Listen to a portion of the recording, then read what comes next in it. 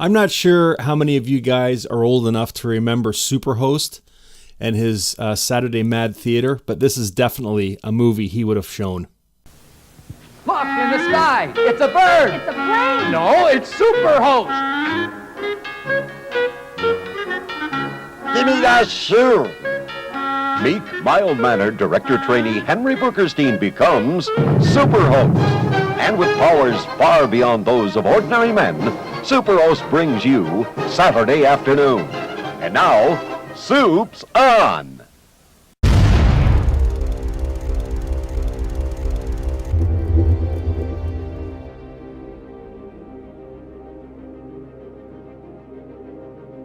Hey guys, welcome to Happy Wax TV. Okay, so what I was talking about earlier was when I was a kid, like we're going back like 40 years ago, when I was like 8, 9, 10. Yes, I know, I'm 48. I don't look it, but I am.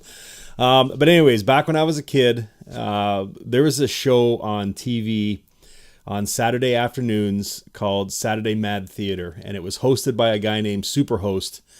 And I mean, I fucking loved this show. It was great. It was all afternoon. He would show a couple Three Stooges shorts, or something just short. But normally Three Stooges, and then as a kind of a warm up, and then he would show like usually a horror movie from like the 50s or 60s, something along those lines. Some Boris Karloff stuff, or Vincent Price, his earlier stuff, like way earlier. And then he would end it. Usually the second movie was a monster movie. And I mean, I would have to say he is one of the reasons why I love practical effects so much. And I'm a huge creature feature fan. I just love them. So watching this movie, the whole time I was watching it, I was thinking, fuck, this would be a movie that Superhost would show. You know what I mean? Absolutely he would. It was crazy watching this flick. So anyways, the movie we're talking about is called Book of Monsters. I did a trailer review for it months ago, and I've been waiting for this thing to release ever since. And it finally got released, and I grabbed it right away, and I watched it, and man, I fucking loved it. I was at my daughter's volleyball training last night in Toronto, and I usually bring my laptop with me, and I usually watch movies when she's training, because she'll train for 2, sometimes 3 hours when she's there.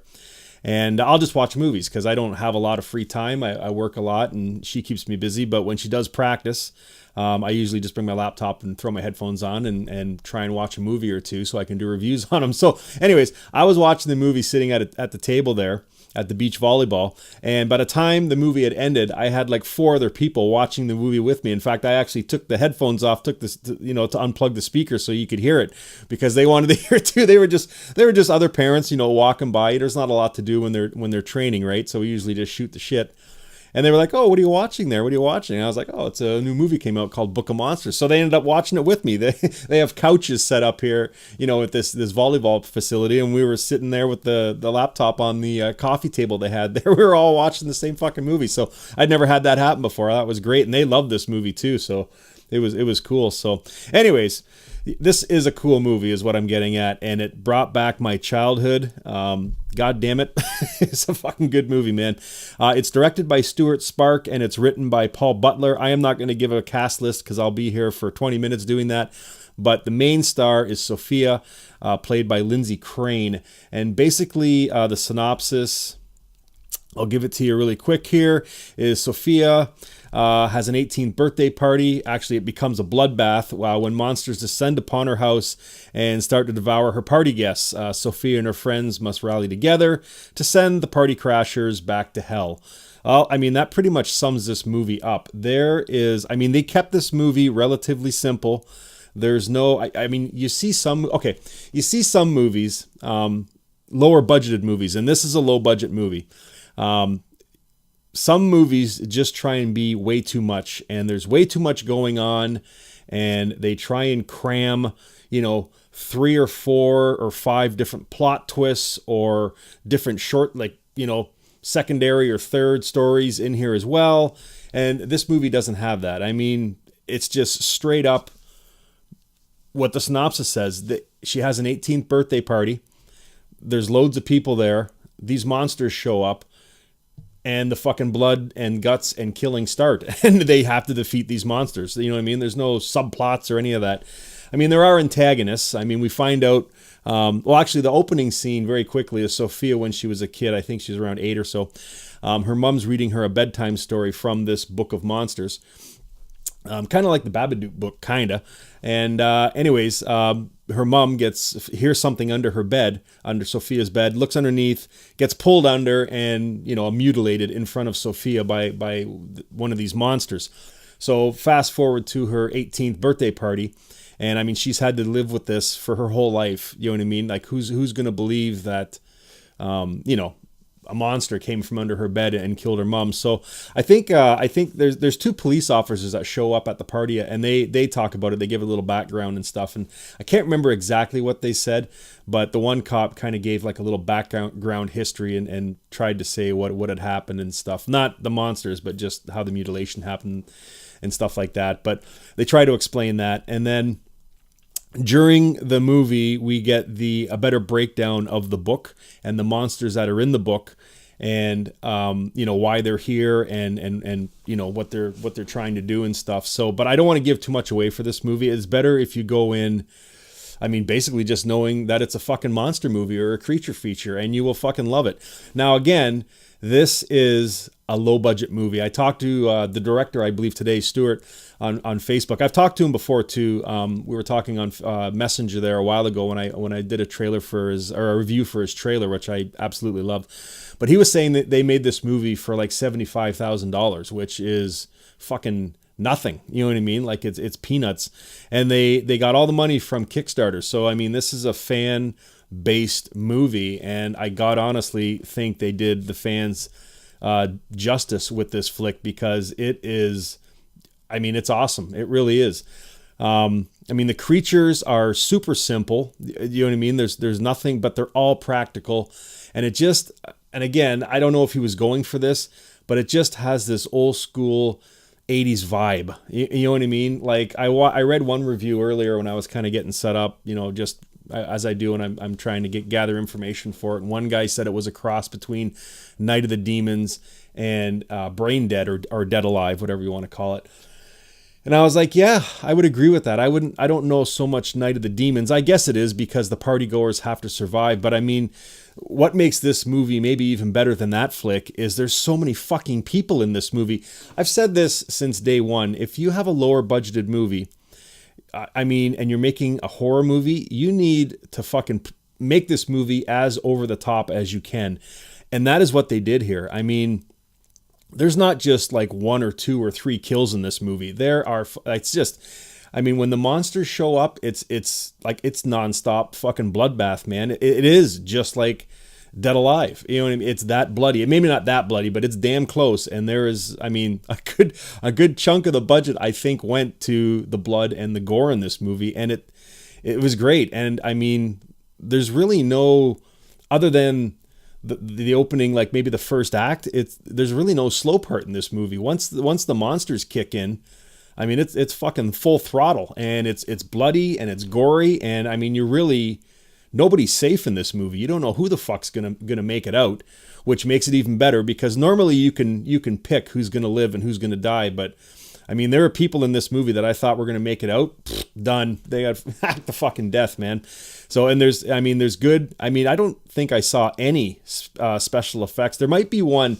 There's a scene where a guy's head explodes, and that might have been CGI'd. But other than that, I mean, everything in this movie is fucking practical, and it's crazy. There's blood and guts and gore, and the acting, it's okay. I mean, it's not the greatest, you know what I mean? But I mean, it's better than most, you know what I mean? So, and I've said this too, and I hope this doesn't come out the wrong way.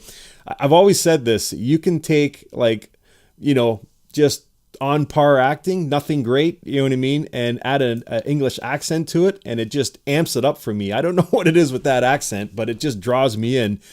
And I mean, yeah, it just worked in this fucking movie. There was, some slapstick in this movie. Some of it missed, you know what I mean, but a good chunk of it hit the mark and made me laugh, you know what I mean. Again, I'm Canadian, and this is a UK movie, so the humor over there might be a little bit different than here, so it might have just went over my head. So I don't know, but I mean, there were some jokes made, and I was like, what?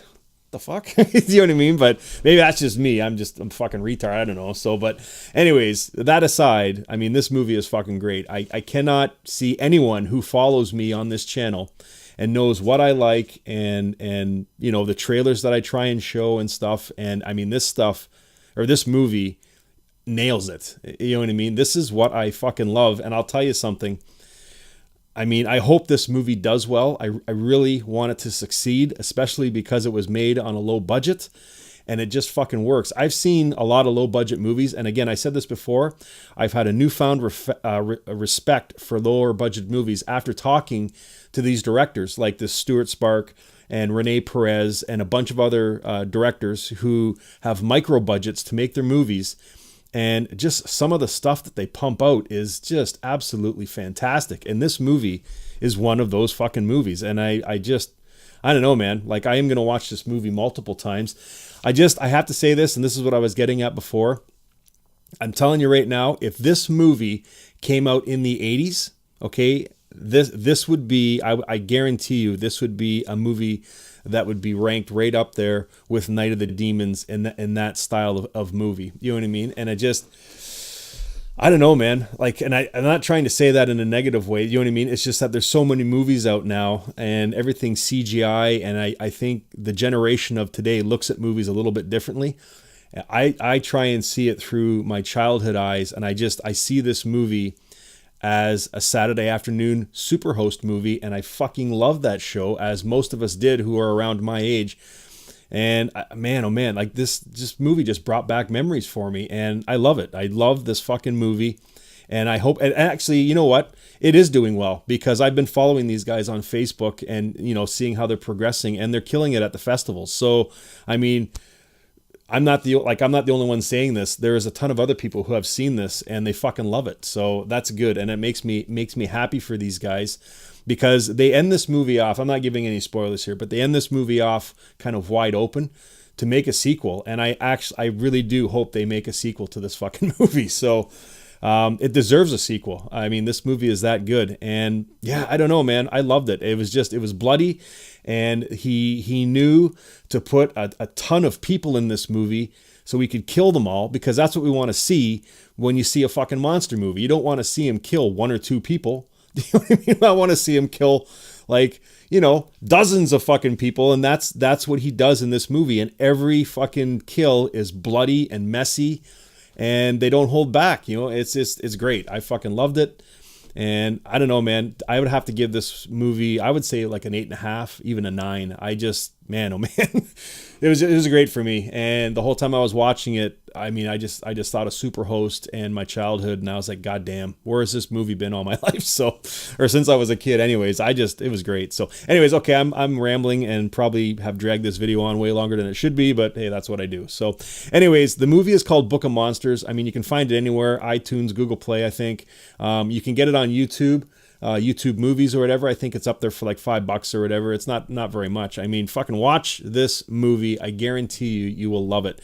So if you have seen this movie, let me know what you think of it. And if you haven't seen it, go fucking watch it and then let me know what you think, because I guarantee you, if you're a fan of my channel, you will love this movie. Even if you're not a fan of my channel, I don't know why I keep saying that, but you will love this movie. It is that damn good. So good for you, Stuart Spark, and all who are involved in this flick. You guys really did nail it.